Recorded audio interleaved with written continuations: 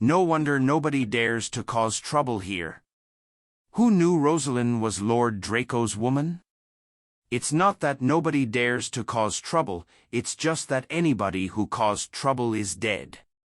A tycoon with a net worth of billions flirted with Rosalind, and Lord Draco ordered that his limbs be chopped off.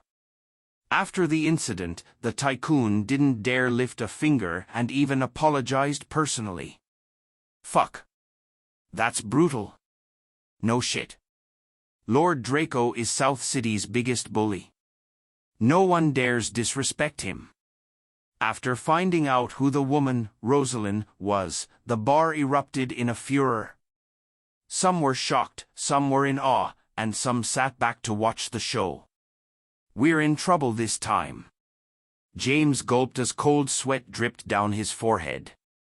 If he had known that Sir Draco ruled this place, he would not have dared to cause trouble, even if someone had put a gun to his head. How did I end up offending the devil himself?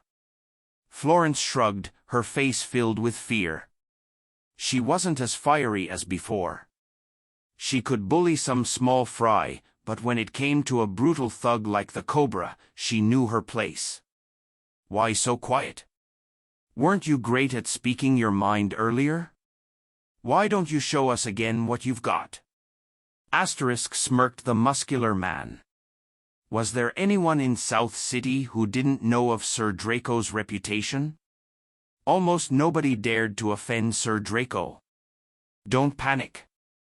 I'm here. They wouldn't dare touch you, Matt spoke up next to them. Florence and James were surprised at his words. They had nearly forgotten they had someone backing them up. Matt was from the Laney family in Millsburg. What did he have to fear in this territory? No matter how mighty the Cobra was, he wouldn't dare go against the Laney family, would he? With that realization, Florence and James straightened. Matt, the Cobra rules over this place. Is this really okay? James asked tentatively. Don't worry. He's just some snake in the grass. He's nothing to me. Matt gave a small smile.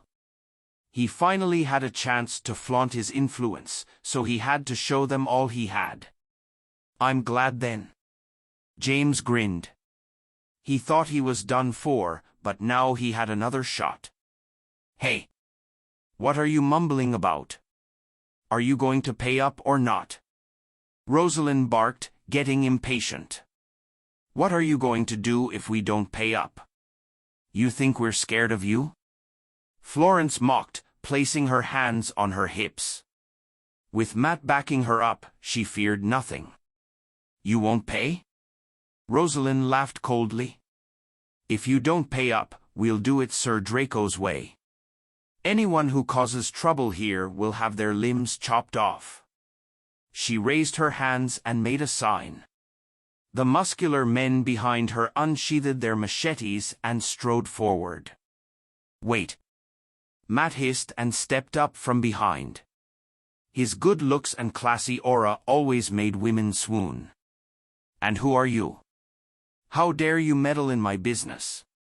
Rosalind looked him up and down. I'm Matt Laney from the Laney family in Millsburg. The Laneys from Millsburg? The room was in an uproar. Even an elite from Millsburg is here. We're in for a good show. No wonder those two are so bold. They have Mr. Laney backing them up. Mr. Laney is so handsome. I wonder if he has a girlfriend. The crowd pointed fingers and gossiped. Their awe made Florence and James feel proud.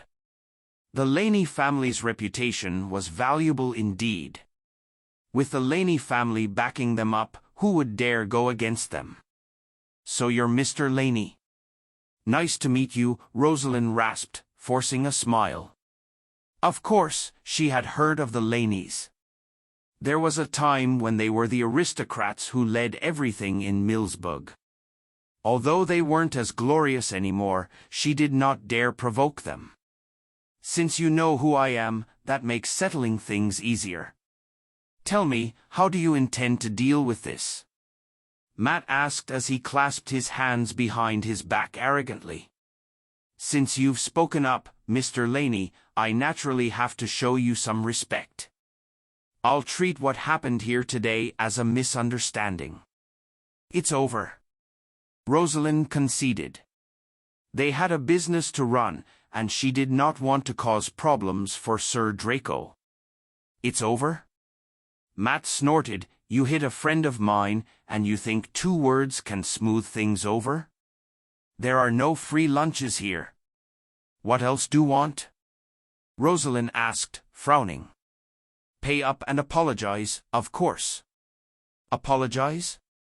A dark shadow fell across Rosalind's face. If she was dealing with this herself, she was okay apologizing. However, she was representing Sir Draco. If she apologized to them, wasn't that an insult to Sir Draco? Are you deaf? Hurry up and apologize, or I'll trash this place. With her hands on her hips, Florence's arrogant air returned. You don't only have to apologize. You have to pay up. Damn it, you'll have to pay me 5 million for beating me up like this.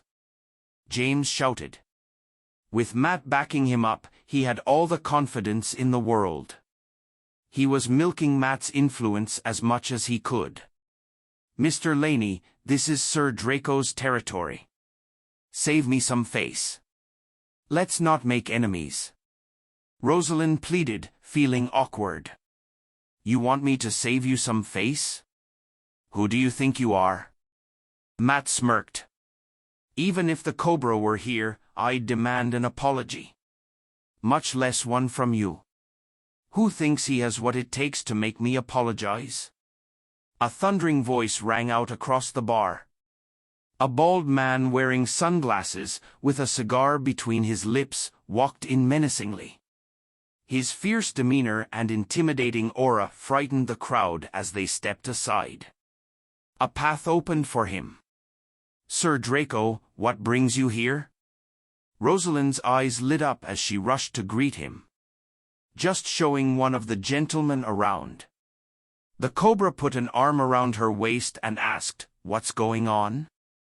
I thought I heard someone demanding an apology from me. It's like this. Rosalind began, recounting everything that had happened with no details spared.